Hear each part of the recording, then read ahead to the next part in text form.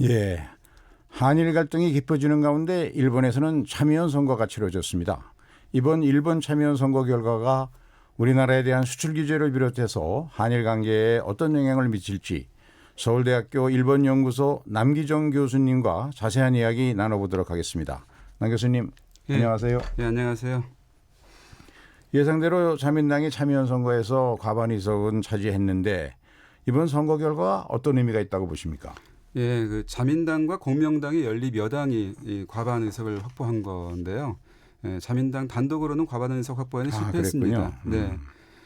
그렇지만은 자민당 과반 의석 확보 실패라고 하는 거는 뭐 예상이 됐었던 일이고요. 종래 그 자민당과 공명당의 과반 의석 확보가 가능한 데다가 3분의 2 개헌선까지 가느냐라고 하는 게 관심의 초점이었습니다. 이번 참여연 선거는요. 근데 과반 의석은 확보했지만은 3분의 2 의석까지는 확보하지 못한 결과가 됐습니다. 일본 유신회를 포함해도 개헌선이 확보가 안 된 거죠? 네, 네. 예, 자민당과 공명당, 일본 유신회 그리고 이 개헌에 관심이 있는 무소속 의원들 이렇게 모두 이른바 개헌파 의원이라고 하는 의원 수를 다 합쳐도 3분의 2에 모자란 몇 석이나 모자랄까요? 4석 정도 모자란 걸로 지금 되어 있습니다. 예, 그렇기 때문에 이 굉장히 좀 그 애매한 선인데 일본 국민이 굉장히 균형을 잡았다 이렇게 볼 수도 있을 것 같습니다. 네. 그런데 지금 이제 관심 있는 것 중에 하나가 아베가 3년임을 할 때도 굉장히 논란을 많이 벌였는데 과연 이번 선거 결과 가지고 4차 총리로 연임할 수 있을까? 그게 좀 관심인데 어떻게 보시나요? 예, 그 아마 개인적으로는 그런 그 야심도 있을 것 같습니다. 왜냐하면은 본인의 임기 안에 개헌을 완수하겠다 이런 생각이 좀 있기 때문에요. 욕심은 있을 수 있고 주변에서도 아베 이외의 인물이 보이지 않는다라고 하는 점에서 자민당의 안정적인 이 전국 운영을 위해서는 아베가 계속 나와주기를 바라는 의견도 있긴 있습니다. 그렇지만 이번 참의원 선거에서는 의외로 아베 피로 현상이라든지 아베의 그 정치 운영 방식 굉장히 그 오만하고 독단적이다 이런 데 대한 비판이 상당히 표출이 됐습니다. 우리나라에서만 그렇게 보는 게 아닌 모양이에요. 네, 그렇습니다. 이번 선거 과정에 재미난 게 그 자민당이 아베 총리 선거운동 일정을 공개하지 않았답니다. 왜냐하면 가는 곳마다 이 사임 촉구 시위대가 따라다니니까 그런 점을 보면 근데 이제 최근에 보면 한국에 대한 일본 내에서의 혐한 여론 이것도 꽤 높아지고 있는 것 같은데요. 그건 어떻게 생각하시나요? 네, 뭐 혐한은 2012, 3, 4년 정도에 굉장히 높았었고요. 2015년도에 그 이른바 위안부 문제 가지고 한일 갈등이 굉장히 격했을 때 상당히 고조됐던 것이 있었습니다.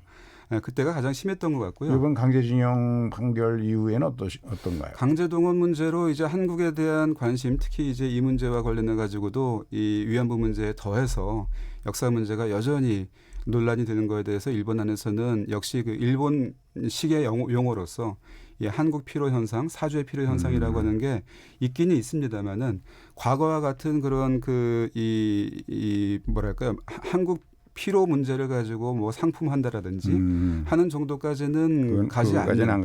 예컨대 뭐 서점에 가더라도 예전 같으면은 혐한 류의 그 책들이 막 쌓여 있고 그 코너가 만들어지고 그럴 정도였는데 위안부 할머니 때하고는 조금 다르군요. 지금은 좀 거기까지는 미치지 못하는 것 같습니다. 우리가 제일 관심 있는 것은 당면 한일 현안인 그 일본 수출 규제 문제가 이번 참여연 선거가 끝났으니까 좀 달라질 거냐 아니냐. 이낙연 국무총리가 참여연 선거가 끝나면 일본인들도 평상심으로 돌아가려면 외교적 협의가 좀 쉬워지지 않겠냐 이런 이제 의견을 피력하신 적이 있었는데요. 우리 교수님 어떻게 생각하십니까? 예, 조금 이 한일 간의 외교로 이 문제를 풀 수 있는 그러한 테이블은 마련될 수 있을 것 같습니다. 그렇지만은 이게 뭐 결정적인 어떤 분기점이 된다라거나 뭐 분수령이 된다라거나 하는 데까지 기대하기는 좀 어렵다고 저는 보는데요.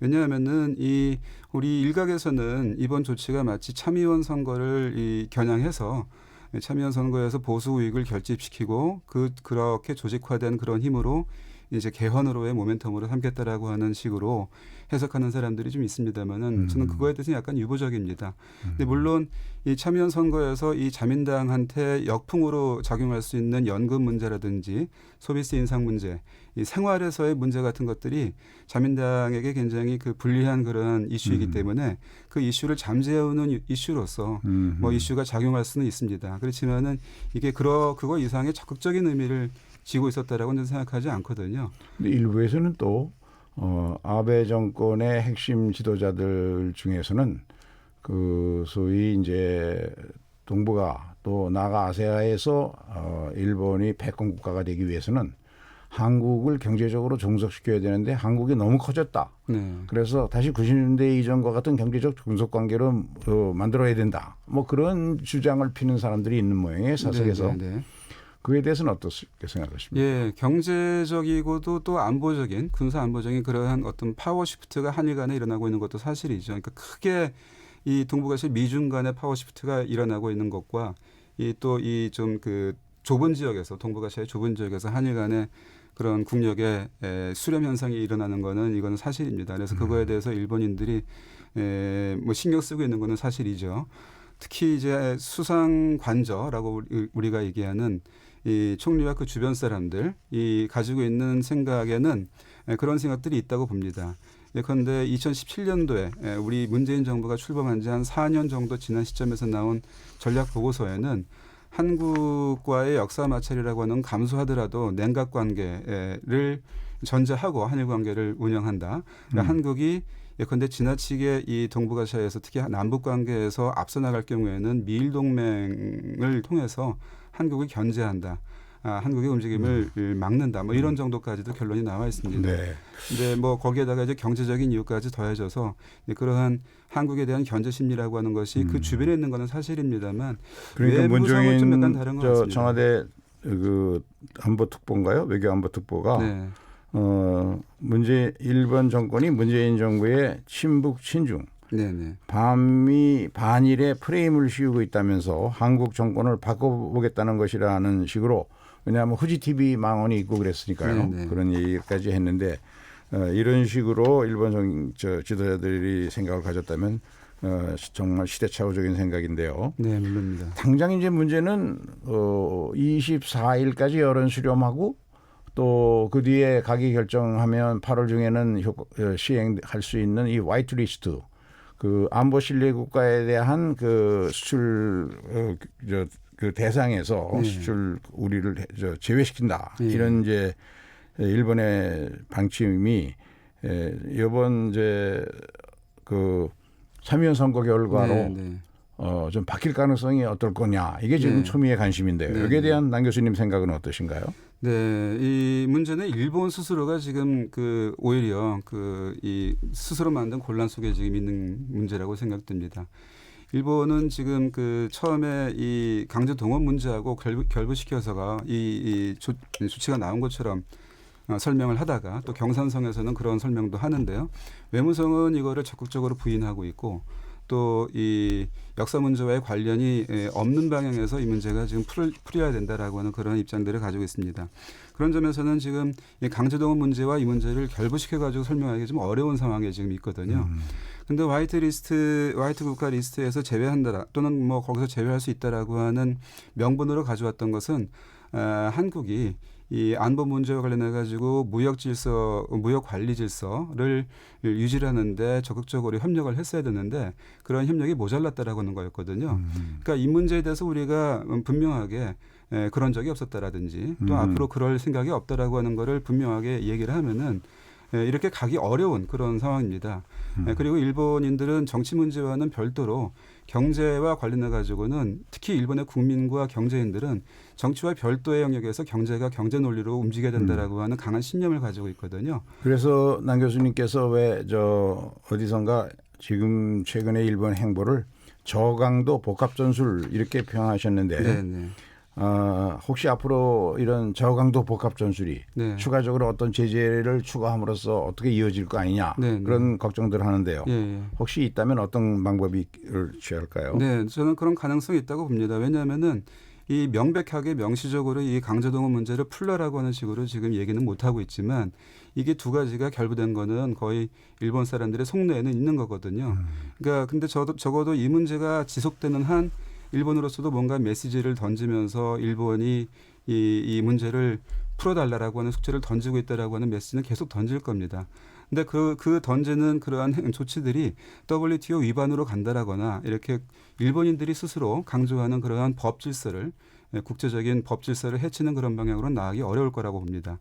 그렇기 때문에 강도는 낮지만 그렇지만은 한국이 굉장히 귀찮아하거나 뭐 굉장히 어렵게 해석할 수밖에 없는 그런 숙제들을 계속 던지면서 그래서 이제 남 교수님께서 일본의 출구 조치를 일본이 취하면서 상황을 관리하는 것 같다라는 말씀도 하셨는데 지금 그와 관련해서 WTO 일반 이사회가 제네바 현지 시간으로 23일, 24일 있지 않습니까? 여기에 일본의 야마가미 신고 경제국장 또 외무성에 그리고 우리나라의 산업부의 실국장급 인사가 참여해서 이제 각자 자기 주장을 펼칠 텐데 우리 한국이 이런 상황 속에서 화이트리스트 문제가 더 이상 진전되지 않도록 막으려면 어떤 논리로 설파해야 될까요? 우리도 이 사안별로 경제는 경제 문제로 그 경제 논리로 국제사회 우리의 입장을 얘기를 하고 국제 여론전을 펼치면서 일본의 이러한 조치가 부당하다고 하는 것을 계속 주장을 해야 될 것 같습니다. 저는 가능성이 있다고 봅니다. 그와 한편으로는 이 강제동원 문제에 대해서도 일본이 굉장히 지금 이 문제를 심각하게 생각하고 있다라고 하는 메시지를 던진 거기 때문에 거기에 대해서 일정 정도 반응할 필요가 있다고 보거든요. 근데 예컨대 가나스기 국장 같은 사람은 ICJ로 가는 거에 대해서는 조금 여유를 갖고 생각하겠다 그러면서 외교 루트는 열려 있다. 한국과 대화하고 싶다. 이런 얘기를 계속 던지고 있습니다. 또 한 가지.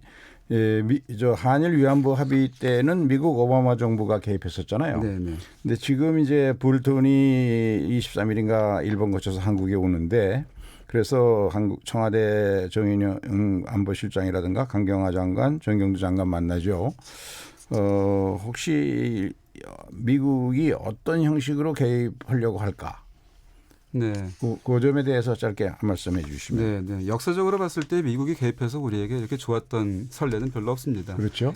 그래서 우리가 미국에게 이렇게 크게 기대할 건 없다고 저는 지소미아 보는데. 문제에 대해서는 그렇죠. 미국 입장이 강경하겠죠. 물론 그렇습니다. 지소미아가 하나의 지렛대가 될 수는 있다고 봅니다. 그렇지만은 저는 너무 많은 문제를 복합적으로 관여시키는 것은 별로 좋지 않다고 보고요. 사안별로 대응하는 게 좋겠다는 생각이 듭니다. 남 교수님 여러 가지 좋은 말씀 감사합니다. 감사합니다.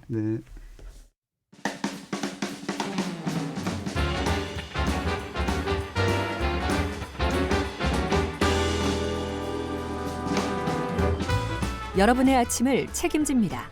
김경래의 최강 시사.